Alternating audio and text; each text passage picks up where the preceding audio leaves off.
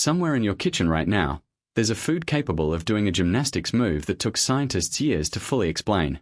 You've watched it 1,000 times and probably never asked how it actually works.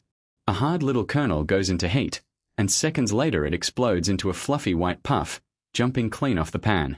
Most people assume it's simple: pressure builds up, the shell cracks, done. The real mechanism is far more specific, and far weirder than that. Every popcorn kernel is a tiny sealed pressure vessel. Inside sits a small amount of water, locked inside a dense starchy core, wrapped in a hard shell called the pericarp. Researchers found that the best kernels for popping hold between 13 and 14.5% moisture by weight. Too little water, and the kernel just scorches. Too much, and the shell can't build enough pressure before it fails. As heat rises, the trapped water starts to boil. But it can't turn into normal steam and escape, because the shell is sealed shut. Instead, the water becomes superheated, trapped vapor, building pressure inside the kernel the same way pressure builds inside a sealed pot. In 2015, French physicists Emmanuel Virot and Alexandre Ponomarenko, working at the École Polytechnique and CNRS in France, set out to study exactly what happens in the final moments before the pop.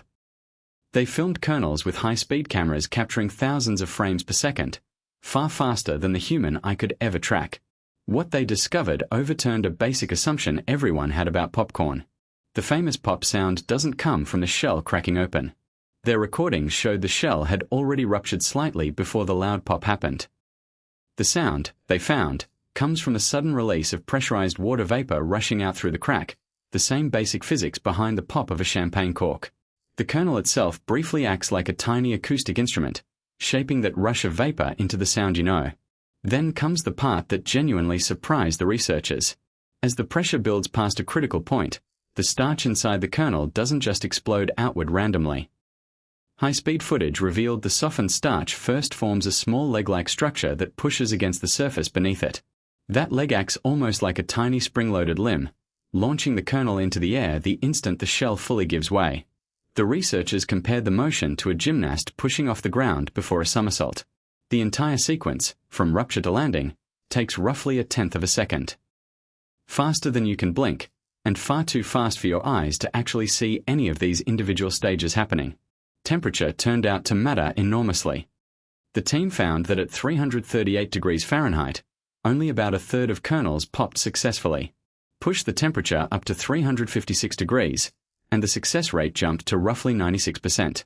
That narrow window is why popcorn makers heat oil or air to such a specific, consistent temperature. Missing it even slightly leaves a bag full of disappointing unpopped kernels at the bottom. So the next time you hear that first pop from the microwave or the stovetop, you're actually hearing the tail end of a precise sequence: water turning to vapor, pressure climbing past a breaking point, a shell splitting, a burst of trap steam creating sound, and a leg of expanding starch launching the whole kernel into a somersault. All of it happening in less time than it takes to say the word pop. A snack food, quietly performing one of the fastest, most specific transformations in your entire kitchen, one kernel at a time. There's a reason popcorn has become such a strange favorite subject for scientists in recent years. It sits in an odd middle ground between two very different kinds of movement.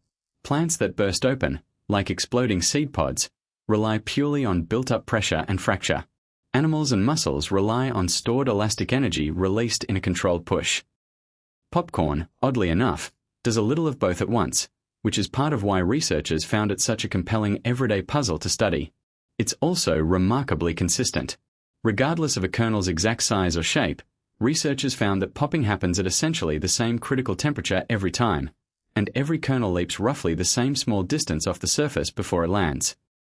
That kind of consistency, repeated identically across billions of kernels every year, is exactly why food scientists still find it worth studying decades after popcorn first became a household snack. So the next time a kernel lands outside the bowl and skitters across your counter, you're not just witnessing a kitchen accident.